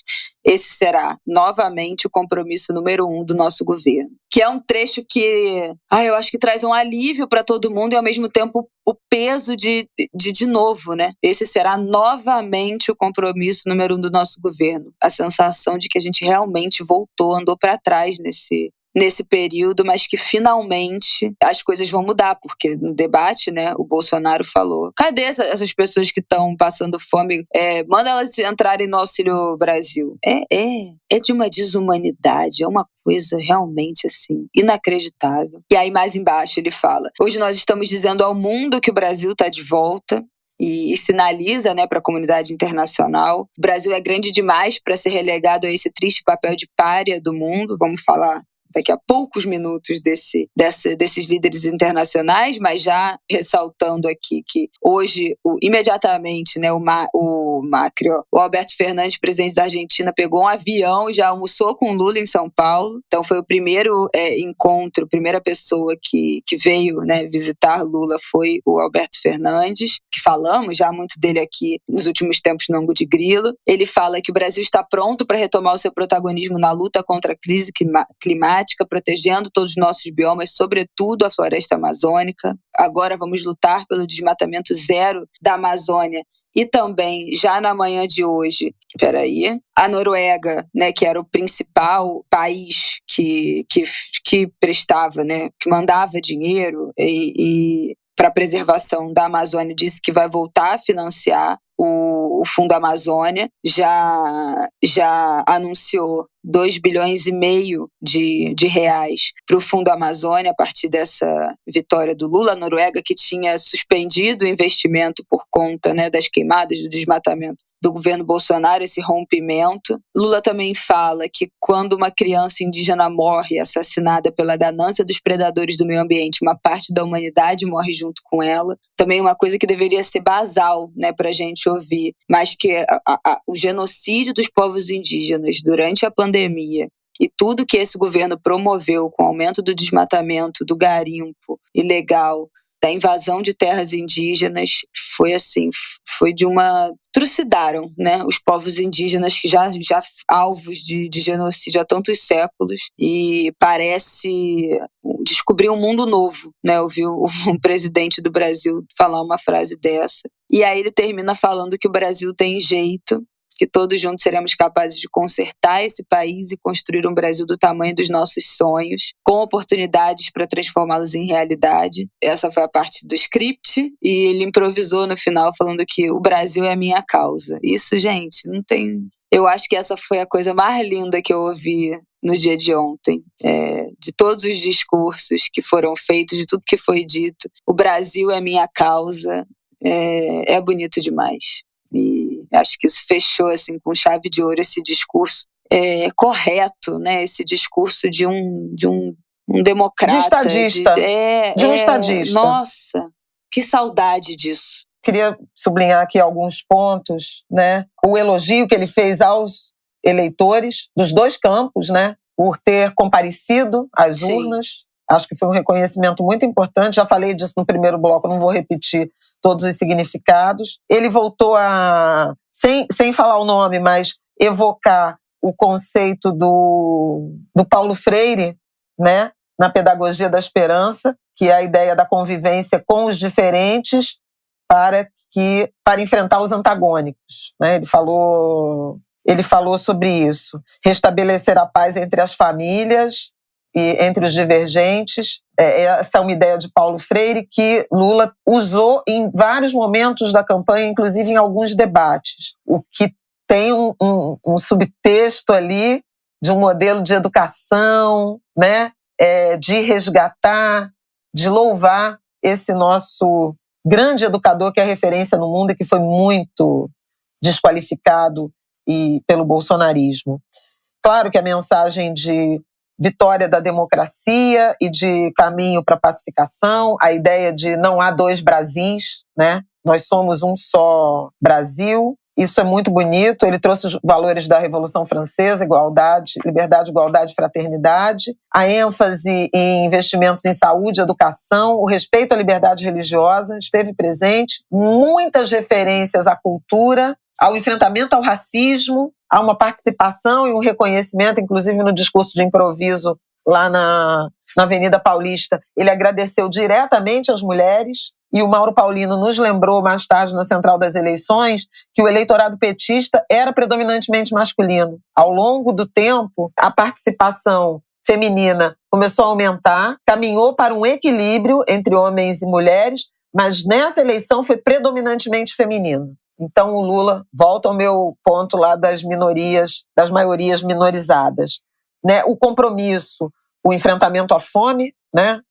Mas com a agricultura familiar, com pequenos empreendedores, a agenda ambiental muito forte, muito forte. Ele falou agricultura não ser incompatível, retomar, né, a ideia ou as políticas de combate ao desmatamento, e essa é uma agenda importante. Que mais que eu destacaria? Não, eu acho que é isso. Foi um discurso realmente de estadista. Eu falei da ênfase à cultura, muita fala, tanto no discurso, quanto no discurso escrito, quanto na participação depois espontânea lá na Paulista, né? Ele falou bastante de cultura, que o povo precisa de cultura, que cultura é essencial. E, obviamente, nós teremos de volta o Ministério da Cultura, né? Obviamente. Né? Ele falou dos indígenas, ele falou aqui, diretamente. Que o povo deseja liberdade religiosa, quer livros em vez de armas, quer ir ao teatro, ver cinema, ter acesso a todos os bens culturais, porque a cultura alimenta a nossa alma. E falou várias vezes, na Paulista também. Então, assim, foi bonito o discurso, importante o discurso, pacificador o discurso, e reafirmo aqui o que eu já tinha dito no Angu da semana passada, que estou aqui pronta para cobrar. Esse compromisso, sobretudo, com o enfrentamento à pobreza, à miséria, à fome e o combate às desigualdades, a redução das desigualdades. Eu acho muito importante. Acho importante também que Lula restabeleça, além do Ministério, restabeleça os canais de diálogo entre a sociedade civil e o governo, com mais força. Inclusive porque, diante de um Congresso mais conservador, é preciso que a sociedade civil esteja atenta, presente e se levantando na direção dessas agendas. Então, Conselho de Segurança Alimentar, Conselho de Meio Ambiente, Conselho de Educação, de Saúde, todas essas artigos de desenvolvimento econômico, tudo isso, né, com essas participações da sociedade, serão fundamentais para a governabilidade. Eu acho que não dá para descuidar disso. Acho que a gente pode falar rapidamente, também quero destacar rapidamente o apoio internacional. Houve uma articulação importante do mundo, das democracias globais, para reconhecer a eleição, o resultado da eleição brasileira, e não dar espaço para golpismo, questionamentos. Eu acho que isso vai empurrando o bolsonarismo mais aguerrido, mais radicalizado, para um campo, para um isolamento. Biden divulgou uma nota já na primeira hora depois do resultado e expressando confiança num processo eleitoral livre, justo e confiável. A França, Emmanuel Macron se manifestou, o governo espanhol se manifestou. Hoje, já na segunda-feira, o novo primeiro-ministro do Reino Unido, Rússia e Ucrânia se manifestaram. Gata. China, né? Todo então, mundo, nossos dois gente. maiores parceiros comerciais, a Argentina e Alberto Fernandes veio. Já tem foto dele aqui, acabei de retweetar Alberto vídeo Fernandes dele está juntos, em São Paulo. dele com Lula, segurando na mão do outro, se olhando. Eu vi o vídeo, até retuitei, eu falei, eu já tinha esquecido como é que era a sensação de ter um presidente querido pela comunidade internacional. Que coisa doida. Passou, talvez tenha passado um pouco despercebido, né, na véspera da eleição, mas José Mujica, ex-presidente do Uruguai, também me emociona. Porque a história do Mujica é parecida, sabe? Tem alguns líderes globais que têm essas... Parecida com a da Ju. Ai, não consegui. Eu não sei nem do que você está falando, Isabela. Da Juliette! Que o povo fala, nossa, a história dela é parecida com a da Ju. Ai, meu Deus. O Mujica andou no Celtinha do Bolo, gente. Essa foto foi maravilhosa. Não, que ele tem demais. Um Fusca azul. Que é ele foi um grande presidente do Uruguai. Ele passou, acho que 13 anos preso, né? Porque esteve no enfrentamento à ditadura. Depois içado à presidência, teve 2 governos, fez o sucessor, foi derrotado porque o Uruguai ainda está na descendente, né? Ele elegeu o Lacagepou, que é o de direita. Mas o Uruguai é uma democracia muito mais estabilizada. E Mujica foi senador, se afastou no ano passado por questões de saúde, mas a presença dele foi muito bonita. Porque ele evoca essas lideranças tipo Mandela.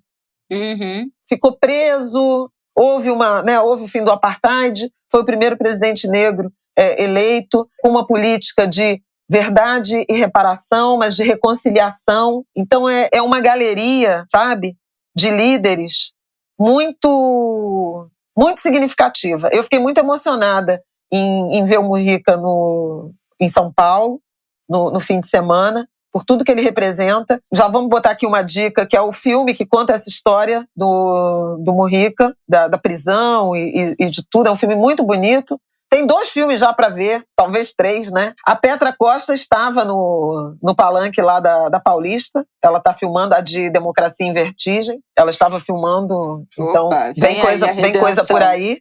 Vem coisa boa por aí. Ela é uma cineasta de muita qualidade. E eu queria, por último, falar da Dilma também. Pelo amor de Deus, do reconhecimento à Dilma. Aí é contigo.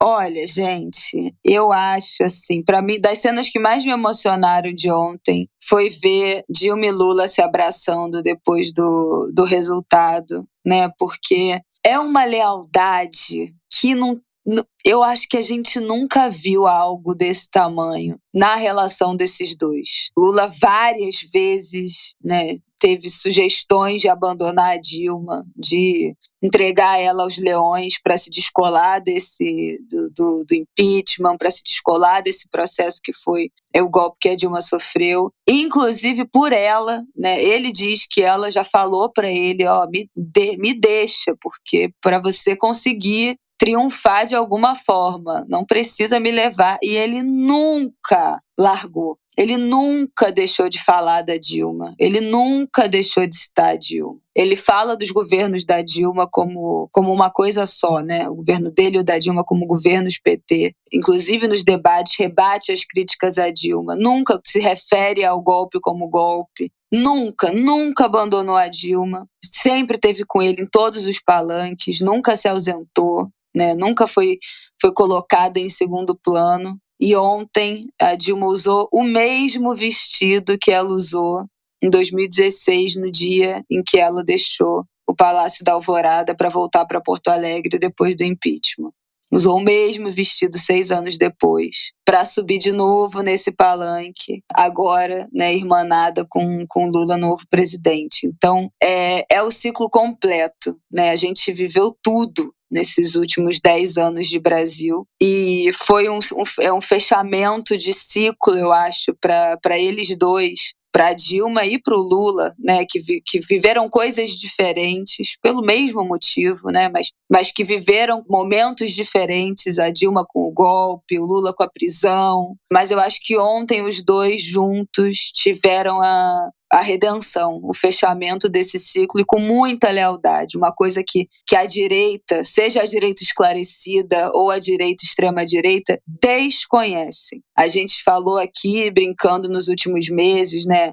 Dória, que perdeu tudo morando de aluguel, Eduardo Leite, que renunciou para concorrer e não concorreu, o Moro, que nem domicílio eleitoral tinha, foi abandonado por todo mundo. Rapidamente, né, Roberto Jefferson cruzou os braços, largou de mão, o Bolsonaro largou de mão Roberto Jefferson. Ninguém saiu em defesa de Carla Zambelli anteontem, né, sábado. Aliás, a Sheila, advogada do Luan Araújo, que eu quero deixar um beijo para ele, que foi o jovem negro colega jornalista perseguido, né, pela Carla Zambelli, ela postou um tweet dizendo assim: uma coisa digna de nota desse episódio é que a Carla Zambelli esteve sozinha durante todo o tempo na delegacia, chegou e saiu sozinha. Sozinha, não tinha ninguém, entendeu? Eles rifam, os companheiros, os aliados, por muito menos. E Lula jamais largou a mão da Dilma. Então ontem, assim, foi uma cena que para mim é o fechamento, sabe? É o círculo completo do que a gente viveu ontem. Realmente, a minha sensação, assim, sem romantizar a pirambeira que vem pela frente nesse país quebrado, né, que o Lula vai encontrar aí, que o próximo governo vai encontrar, mas ontem a sensação é que viramos essa página, né, que essa redenção veio, e que o tempo, e não só o tempo, mas muita luta, muita determinação, mostraram quem de fato, né, esteve pelo Brasil e esteve um pelo outro nesse processo. Então foi muito bonito ver a Dilma, uma mulher que lutou a ditadura, né, contra a ditadura, teve que ouvir esse ser abjeto, né, enaltecendo o torturador dela ao longo desses anos, e derrotou o Bolsonaro pelas vias democráticas, sem manipulação, sem compra de voto, sem essa sujeira que eles estão mais do que acostumados e provaram que sabem fazer muito bem. E ela naquele palanque de novo, com a mesma roupa de 6 anos atrás, foi assim, das coisas mais emocionantes desse segundo turno para mim. Eu também. Muita dignidade, sabe? Achei muito. A Dilma tem muita dignidade. E isso que a Isabela tá comentando, né, sobre uma lealdade do próprio Lula, né? Isso esteve presente, inclusive, nos debates. Em vários momentos, a gente comentou, nos 2 debates da Globo, o Lula fez referência à eleição do Bolsonaro ter sido resultado de um golpe contra a Dilma, o que muita gente considerou inadequado, tanto no primeiro quanto no segundo turno, porque alcançava o MDB e Michel Temer, né, um potencial aliado aí na governabilidade, o MDB. E no último debate, ele não só falou do golpismo, como ele falou Michel Temer, né? O Temer, inclusive, soltou uma nota no sábado, dizendo que Lula iria perder alguns votos com isso. Houve uma preocupação em relação a constrangimento com Simone Tebet, né? Por conta de ela ser do MDB, mas não aconteceu, né? Não aconteceu. Ele não deixou de acolher a Dilma, né?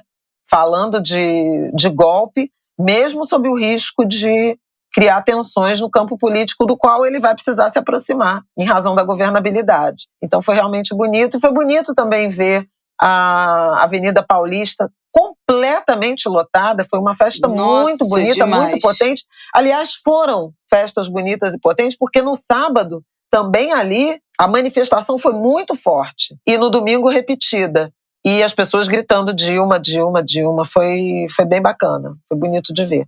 Foi bonito de ver também o René Silva nesse palanque, nesse carro de som da Paulista, porque acho que ali representou, com o seu boné CPX, que representou a indignação do povo de favela, né, das periferias, a esse modelo que criminaliza os pobres e os favelados. Quem também cumprimentou Lula foi a nova primeira-ministra da Itália, a neofascista. Pra você ver. Ela também fez um tweet. Que situação. Então, Lula, vai se a frente é amplíssima. A frente é ampla até demais. Bom, acho que é isso, né? O segundo bloco foi rápido, meu Deus, eu nem acredito. Mas aí, muita deixa coisa aí já tinha sido... a gente já tinha falado, né? Mas rapidamente também, né? Eu acho que é importante dizer depois, logo do discurso, todo mundo já foi se manifestando, ninguém esperou o Bolsonaro reconhecer, né, a derrota. Algo que ele não fez até agora. Exatamente, que não fez até agora. E ontem mesmo na Globo News vocês falaram isso, né? A importância que foi ninguém esperar o Bolsonaro. Rapidamente, todo mundo, tanto a comunidade internacional, os presidentes do mundo todo, os líderes mundiais, as próprias figuras do governo, o TSE, os ministros, todo mundo já rapidamente reconhecer. O Lula já fazer o seu discurso, já ir para a rua, porque toma posse nesse momento, né? Informalmente, aconteceu. Ele já afasta é reconhecido. Qualquer perspectiva de dúvida, né, do resultado eleitoral. Exatamente. Não tem essa. Eu já citei, mas repito aqui, né? Alexandre de Moraes, presidente do TSE, e Rosa Weber, presidente do Supremo Tribunal Federal. Os dois juntos. Os dois juntos dando pronunciamento e dando coletiva. O próprio Alexandre de Moraes não deu abertura nenhuma para nenhum tipo de questionamento, né? Falou até... Não, então agora o Rodrigo Pacheco vai levantar para ela fazer o discurso dele. Agora o Rodrigo Pacheco vai lá fazer o discurso dele lá no Senado. Tipo assim, vambora, querido, não fica aqui não, se adianta. Para resolver demarcar aqui nossas posições. Então ele foi muito firme em todos os momentos para não abrir nenhum tipo de brecha, para nada ser contestado. E vale aí essa menção, realmente o último pilar da democracia, especialmente na última semana, foi Alexandre de Moraes, incansavelmente trabalhando, né? No sábado veio a decisão de proibir qualquer tipo de operação da Polícia Rodoviária Federal, né, nas estradas, veio depois de meia-noite, inclusive, que saiu essa decisão de sábado para domingo.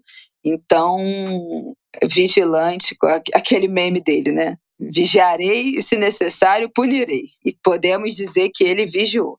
Realmente. E a gente falou aqui dos grupos, né, de como o Janones bagunçou e os bolsonaristas tiveram que ficar em seus grupos, mas na coletiva o Alexandre de Moraes falou que eles tinham derrubado 5 grupos do Telegram bolsonarista que somavam 580 mil pessoas, né, nesses 5 grupos. Então, também estiveram atentos, a gente falou a história dos anúncios, né, no YouTube, mas também estiveram atentos a esses grupos, também nas redes privadas. Bom, vamos para o nosso último bloco, então, essa segunda-feira, né? O dia seguinte, o que vem aí. Vamos que vamos.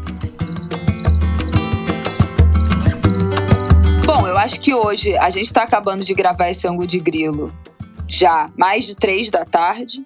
Até agora, nenhum sinal de Bolsonaro, nenhum sinal dos seus aliados mais próximos, da sua família. Já começou um bafafá logo pela manhã de ele e a Michelle, se deram um follow no Instagram, as páginas de fofoca, inclusive, cobrindo isso. A Michelle se pronunciou, tem alguns minutos falando que continua casada. Foi o Carlos, e que basicamente.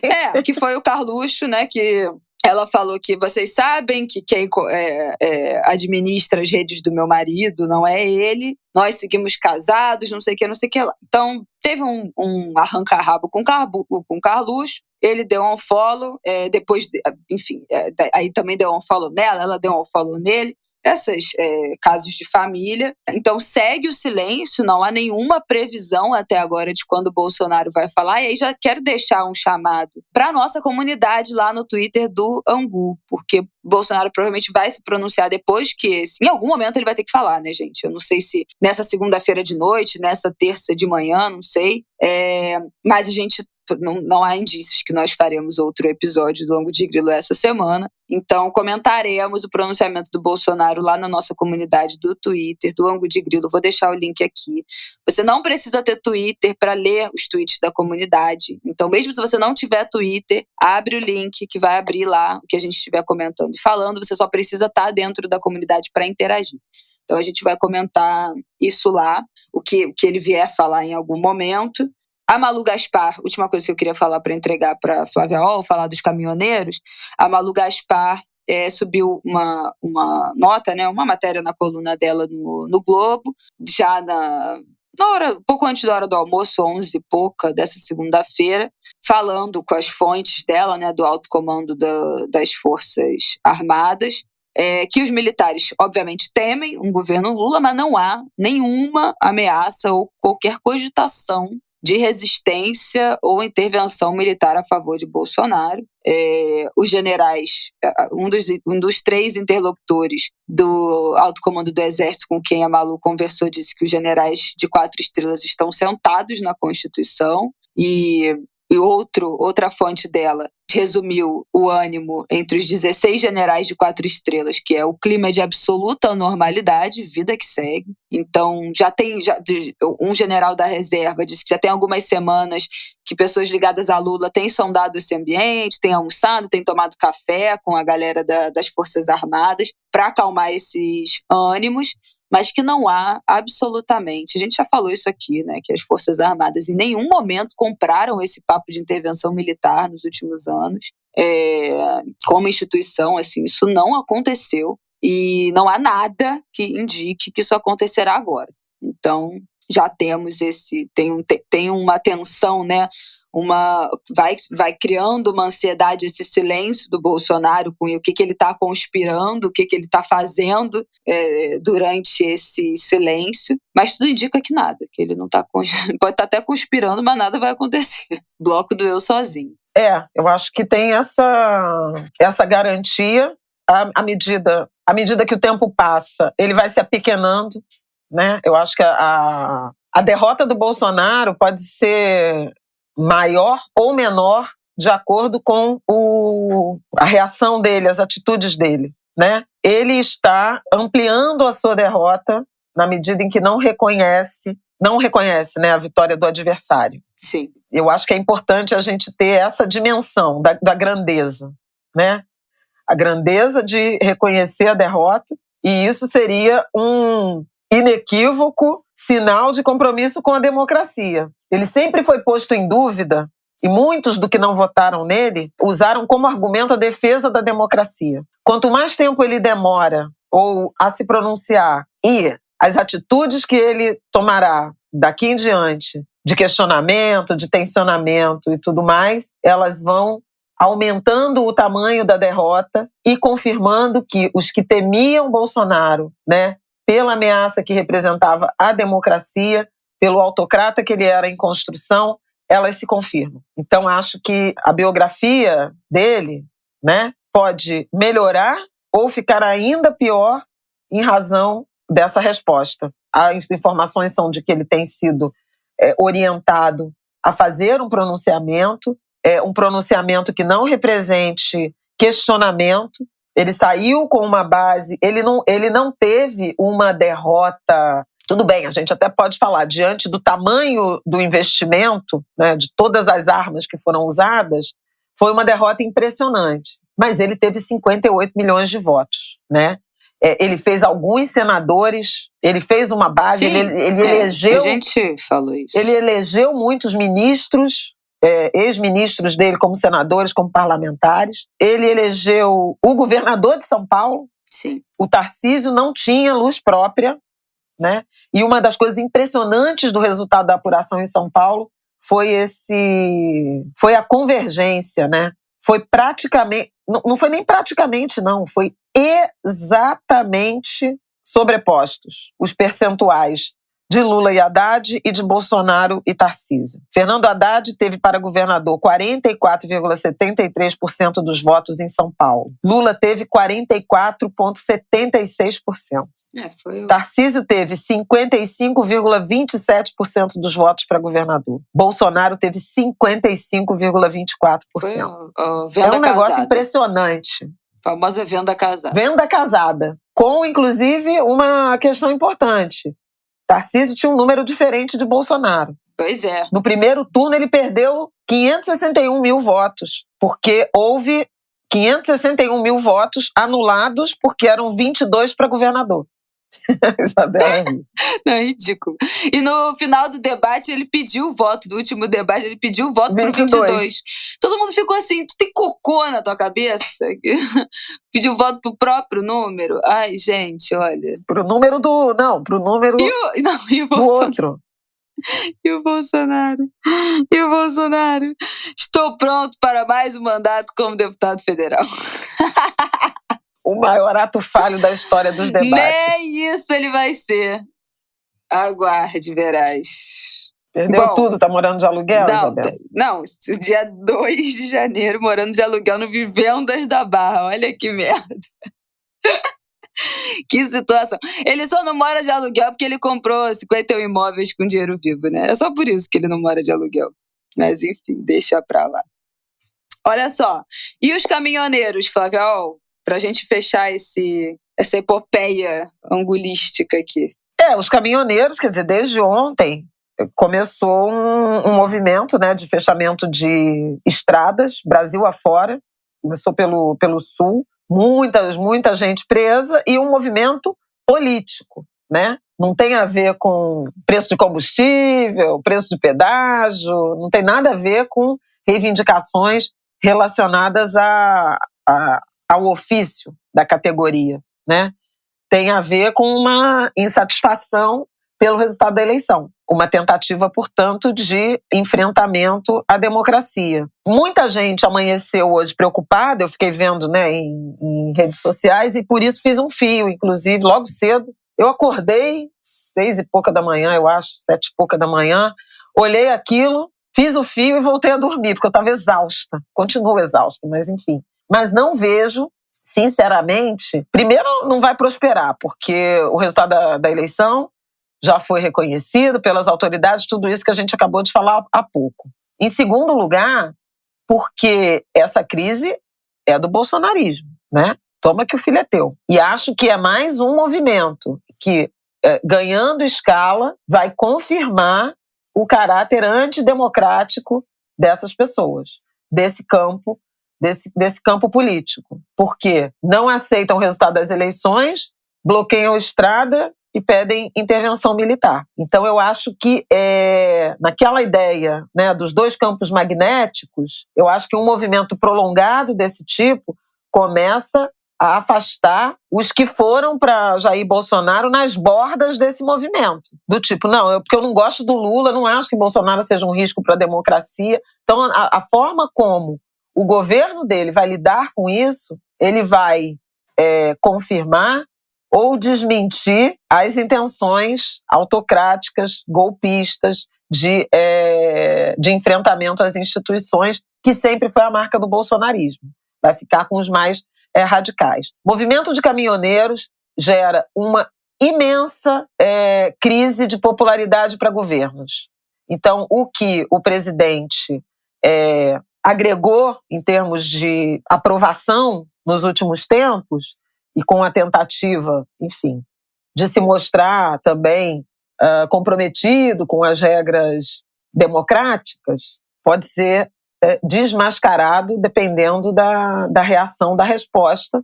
Polícia Rodoviária, que ontem, no domingo das eleições, né, foi tão atuante, parece estar tergiversando, pelo menos nos primeiros momentos. A notícia mais recente é de que a Advocacia Geral da União pediu à Justiça autorização para que a polícia intervenha na desobstrução das estradas.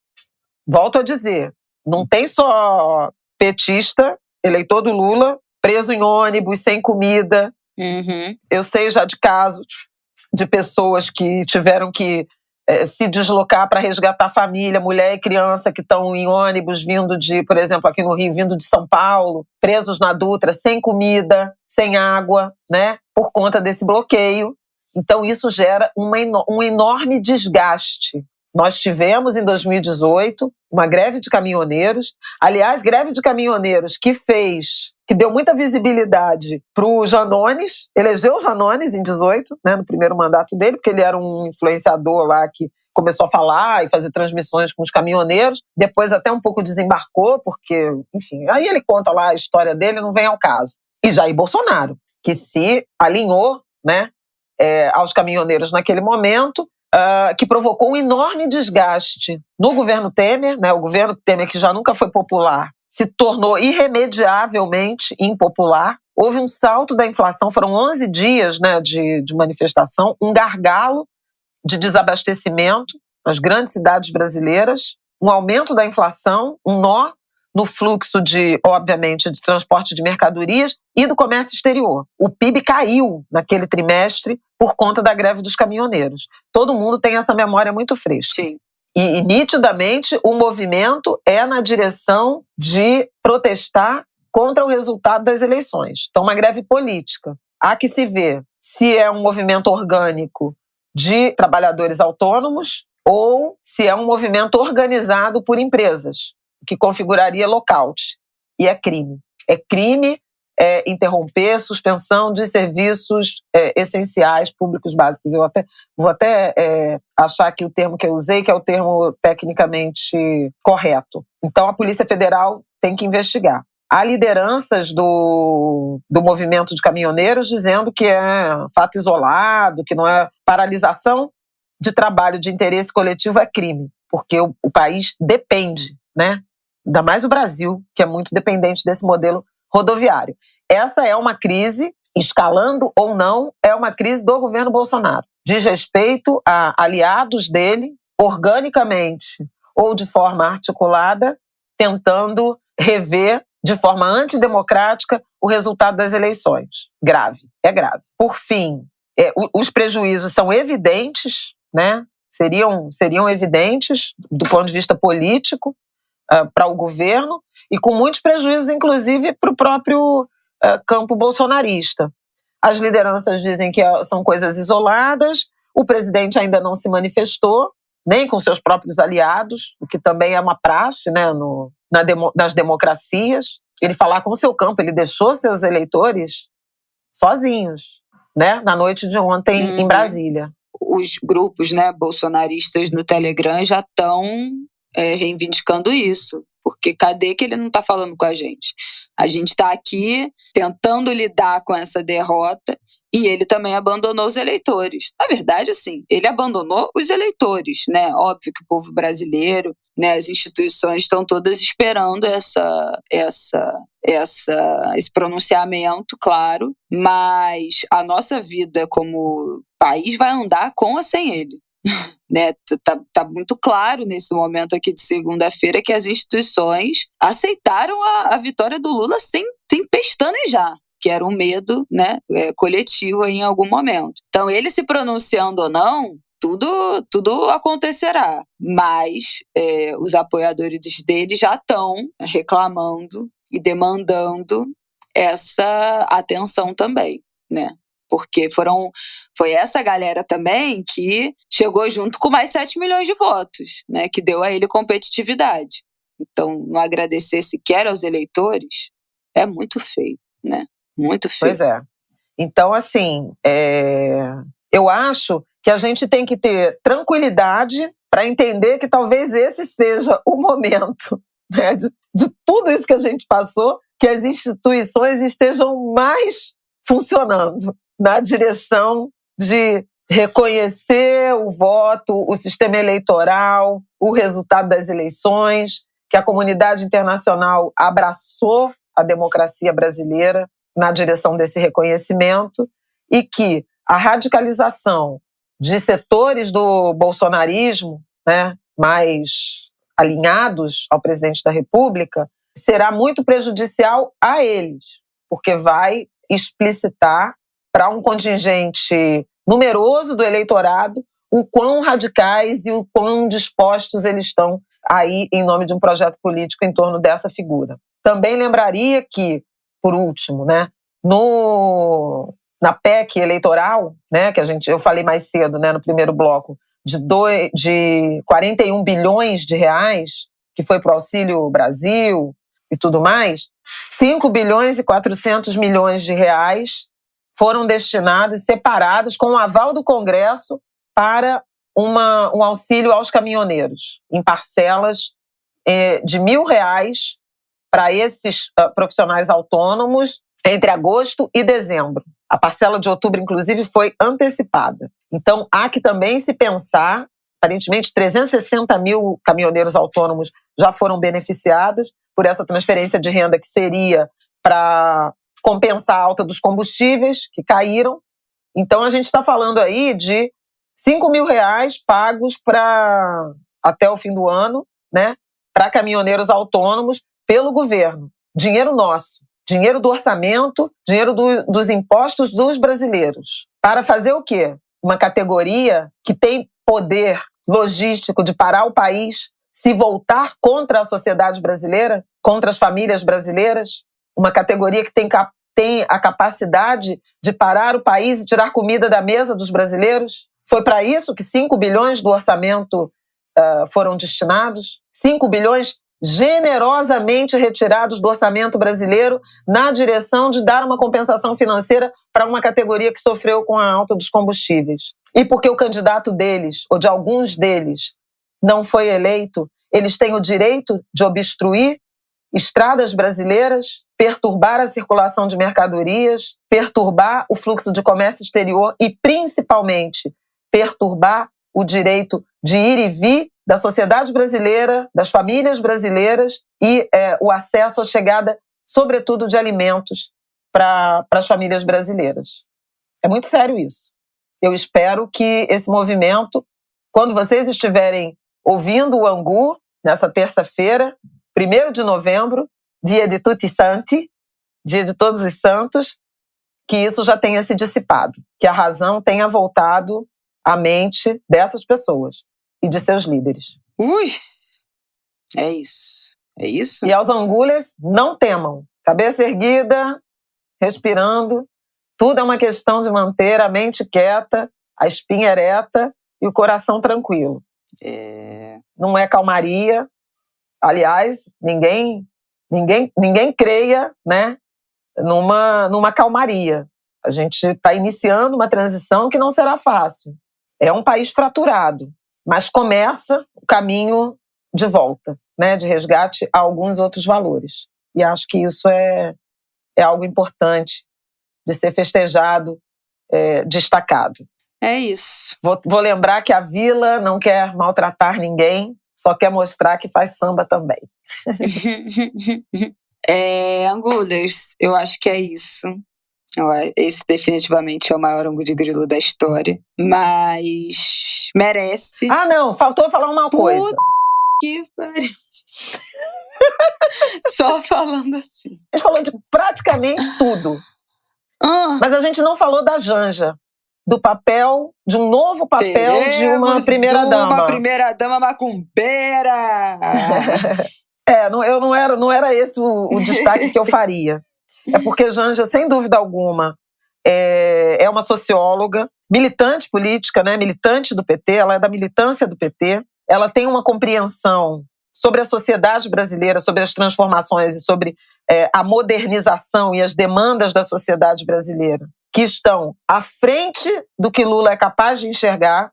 Lula é um líder político carismático de 77 anos, com uma visão ainda sendo corrigida no que diz respeito às agendas da sociedade moderna. E acho que Janja, ela se aproxima de uma tendência de primeiras damas com protagonismo político de leitura da sociedade importante. Primeiras damas do porte, no caso brasileiro, de Dona Ruth Cardoso, mulher do Fernando Henrique, falecida. Ela instituiu grande parte disso que a gente chama dessas articulações da sociedade civil com o governo, a partir do Comunidade Solidária, essas artérias de comunicação. Dona Ruth era uma grande intelectual, uma mulher muito discreta, mas muito eficiente. Eu deixei de citá-la ontem, não me lembrei, não estava preparada com apuração na hora, mas faço aqui essa justiça. Mas queria fazer a conexão da Janja, da Rosângela Silva, com Michelle Obama, com Jill Biden, com Brigitte Macron. Mulheres com companheiras de presidentes, de líderes políticos, mas com personalidade própria, muito cientes, conhecedoras das sociedades e dos processos e das transformações. Acho que ela pode ter uma contribuição importante. Queria fazer essa... Tem muita gente falando assim, a Janja rejuvenesce Lula, porque ela é uma mulher mais nova, tem um sorriso, tem uma alegria, mas ela não rejuvenesce Lula só pela sua idade cronológica e por sua aparência física. Ela rejuvenesce Lula porque ela tem olhar, compreensão, sensibilidade para as transformações da sociedade brasileira, para o clamor disso que volta o primeiro bloco. Se relaciona com a agenda das minorias e, portanto, da construção da igualdade, da equidade, do enfrentamento às desigualdades e de mais representatividade. Não era importante falar isso? Lacrou.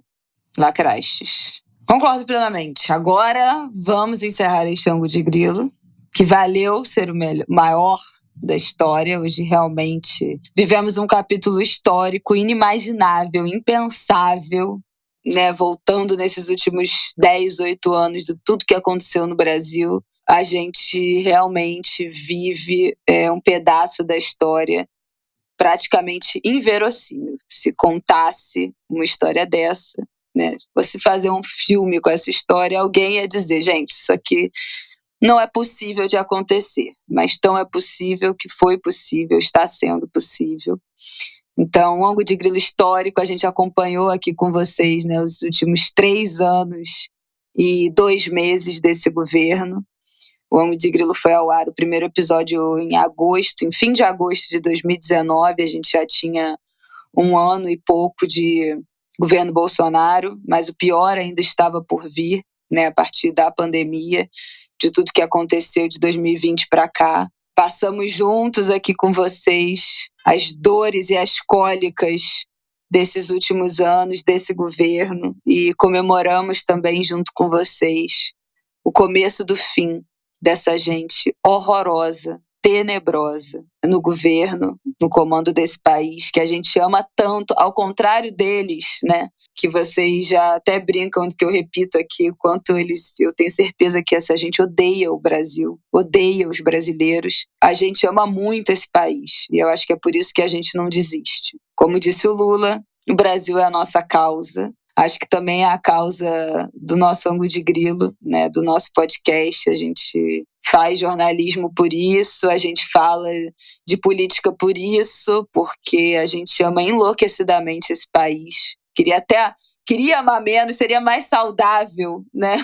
Não se importar tanto, mas não dá para ser diferente. E por ter muito, muito, muito amor e muita crença no Brasil e nos brasileiros, a gente permaneceu aqui nesses 3 anos falando e repetindo, trazendo vocês juntos. A audiência do Ângulo de Grilo cresceu à beça nesses últimos meses. Muito, muito, muito feliz com todo mundo que chegou aqui recentemente. O nosso episódio mais ouvido do Angu foi o episódio depois do primeiro turno. E tenho fé que esse aqui vai bater aquele, né, dos saldos do primeiro turno. É isso, gente. Muita gratidão. E com análises muito...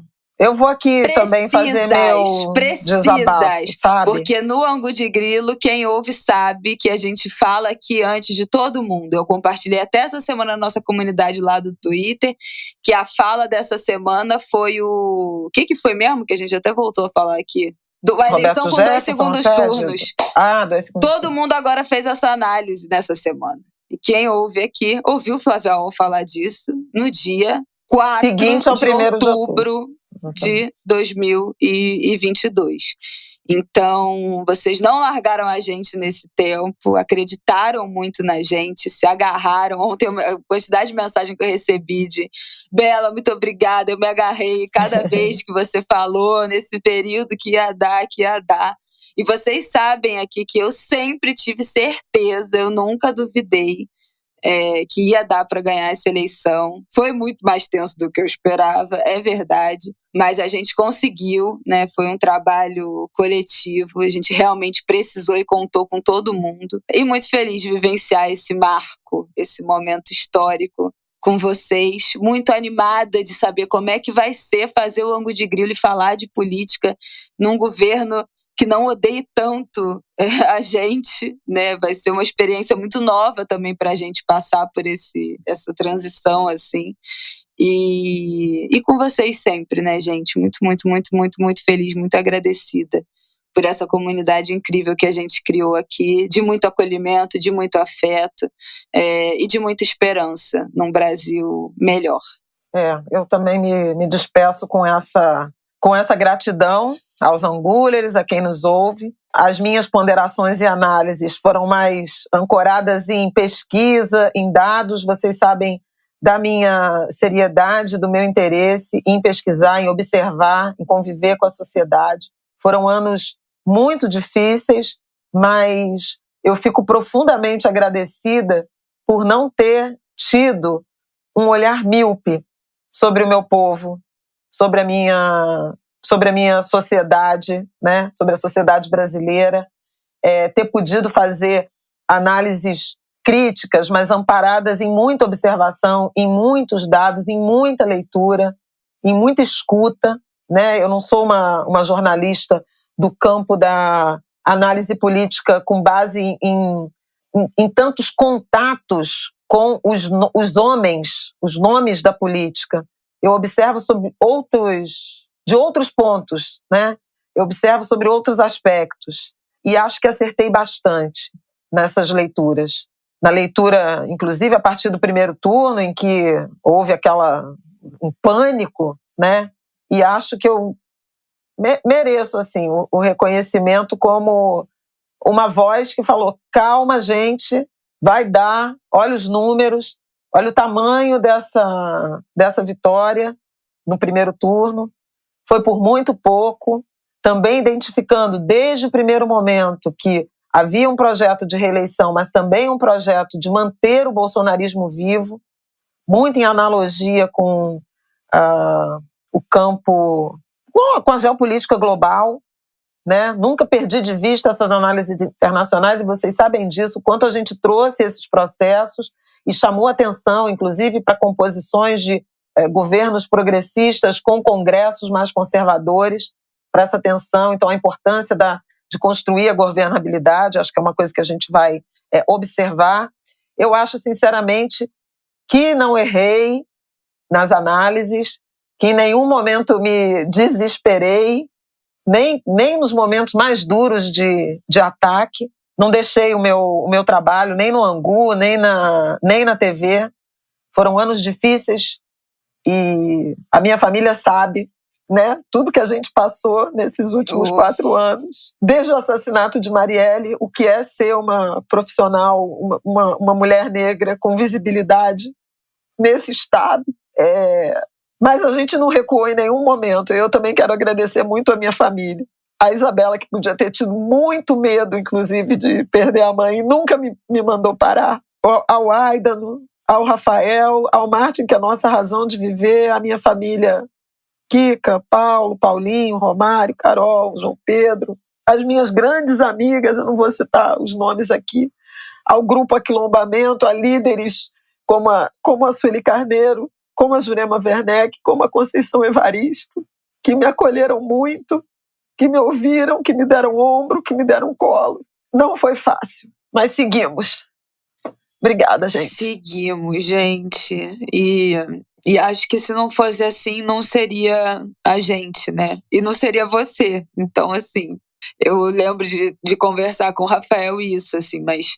então você acha que a sua mãe tem que parar de falar, tem que parar de escrever, não é melhor? Eu falei, eu não vou ser essa pessoa que vou pedir isso pra ela. Não é justo, sabe?